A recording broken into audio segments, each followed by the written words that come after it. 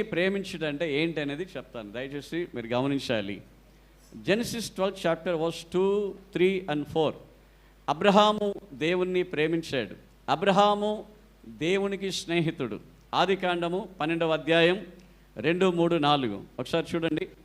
ఆయన ఎలా ప్రేమించాడు? దేవుడు చెప్పాడు, అబ్రహమా మీ తండ్రి ఇంటిని విడిచిపెట్టు.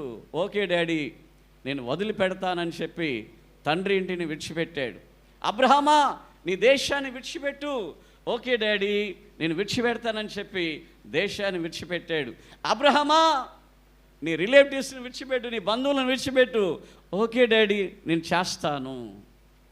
హలో, ఇప్పుడు చెప్పండి, అబ్రహాము ఏం చేశాడు?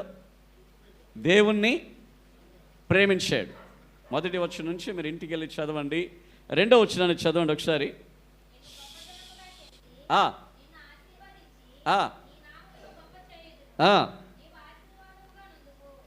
దేవుని చేత ప్రేమించబడేవాడు దేవునికి స్నేహితుడు.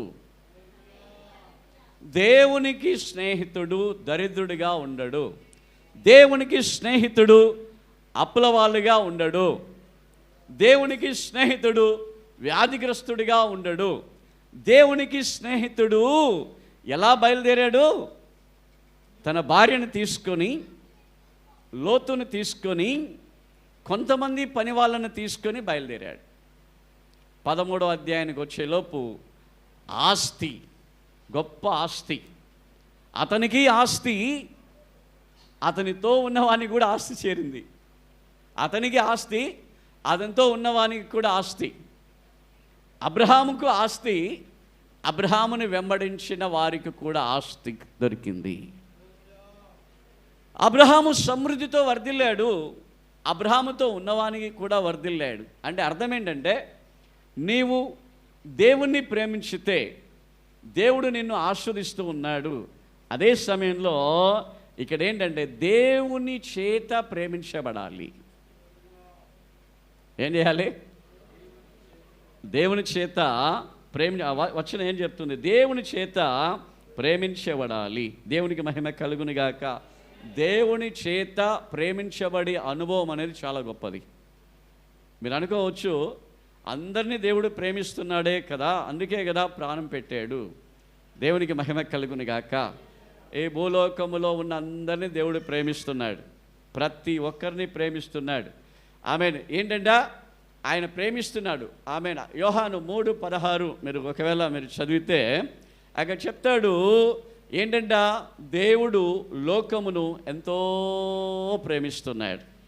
హీ లవ్ సో మచ్, ఎంతో ప్రేమిస్తున్నాడు. అంత గొప్పగా ప్రేమించే దేవుడు ఇక్కడ ఎందుకు ఈ మాటని చెప్తా ఉన్నాడు? నేను నిన్ను ప్రేమించుచున్నాను అంటే అర్థం ఏంటంటే, నేను ప్రేమించుచున్నాను కాబట్టి నువ్వు గనుడవైతివి అంటే అర్థం ఏంటంటే, ఈ అబ్రహాము పైన దేవుడు ప్రత్యేకమైన దృష్టి పెట్టుకొని ఉన్నాడు. పిలిచిన వెంటనే వచ్చాడు అబ్రహాం. పిలిచిన వెంటనే ఆస్తి చూడలా, ఇల్లు చూడలా, అమ్మను చూడలా, నాన్న చూడలా, రిలేటివ్స్ని చూడలా. వెంటనే ఏం చేశాడు అబ్రహాము? చెప్పిన వెంటనే లోబడ్డాడు. ఎంతమంది నాన్న లోబడుతున్నారు మీరు? చెప్పిన వెంటనే ఎవడు లోబడతాడో, చెప్పిన వెంటనే ఎవరు లోబడతారో వాళ్ళకు తప్పకుండా ఆశీర్వాదం ఉంది. అబ్రహాం అక్కడ కొన్ని విషయాలు చేసి మాట విన్నాడు. ఏం చేశాడు? మాట విన్నాడు కాబట్టి గొప్ప జనంగా మారిపోయాడు. మనం ఎవరి మాట వినాలి? యేసయ్య మాట వినాలి.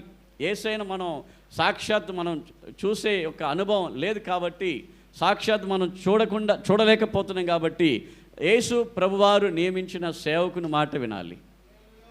సేవకుడే మనకు ద్వారము, సేవకుని ద్వారానే మనకు ఆశీర్వాదము, సేవకుని ఆమె ద్వారానే మనకు సమస్తమైన దీవెనలు మనకు కలుగుతాయి. ప్రత్యక్షంగా మనం చూస్తున్న ఏంజెల్ సర్వెంట్ ఆఫ్ గాడ్, ప్రత్యక్షంగా మనం చూస్తున్న దూతనే దేవుని యొక్క సేవకుడు. హల్లెలూయా, హల్లెలూయా, హల్లెలూయా.